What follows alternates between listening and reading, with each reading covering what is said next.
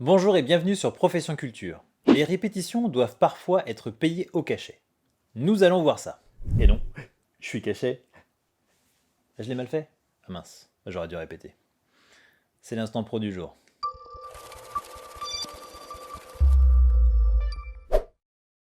Dans le spectacle vivant, est-ce qu'on paye une répétition en heures ou en cachet? Ça dépend du type de spectacle dont on parle. Prenons l'annexe 2 à la convention collective du spectacle vivant qui est spécifique aux spectacles musicaux pour tenir compte des spécificités du secteur en termes d'organisation du travail.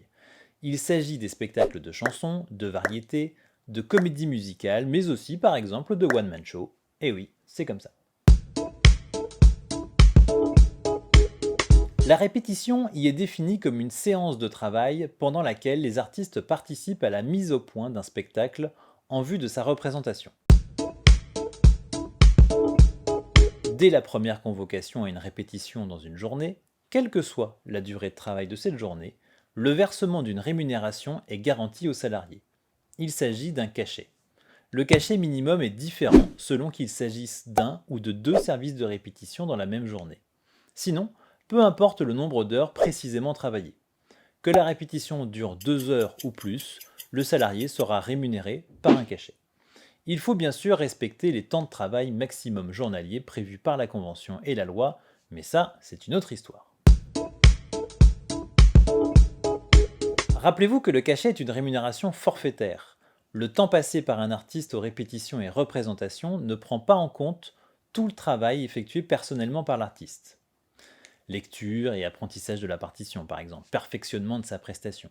À titre de comparaison, la Convention collective des entreprises artistiques et culturelles explique que, en dehors des répétitions et des représentations, le comédien est tenu d'effectuer un travail personnel qui comporte entre autres l'apprentissage du texte, mais également un travail permanent sur le texte tout au long des représentations. Ce travail indispensable, non repérable et par conséquent difficile à apprécier, est une réalité indéniable qui doit être prise en compte dans l'organisation et la rémunération du travail de l'artiste. Fin de la parenthèse.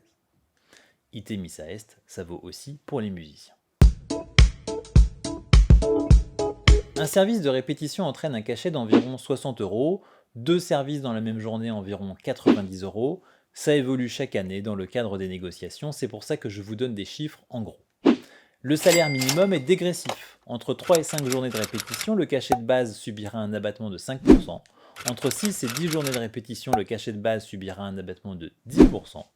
À la 11e journée de répétition, le cachet de base subira un abattement de 15%.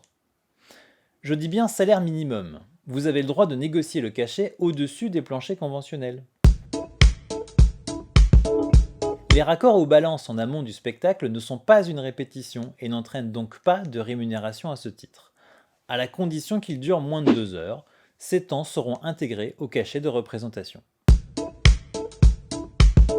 Pour le pôle emploi spectacle, le cachet équivaut à 12 heures dans la comptabilisation des 507 heures ouvrant droit au statut de l'intermittence. Je vous invite à commenter la vidéo, à la liker, à la partager, à vous abonner. Faites-vous plaisir.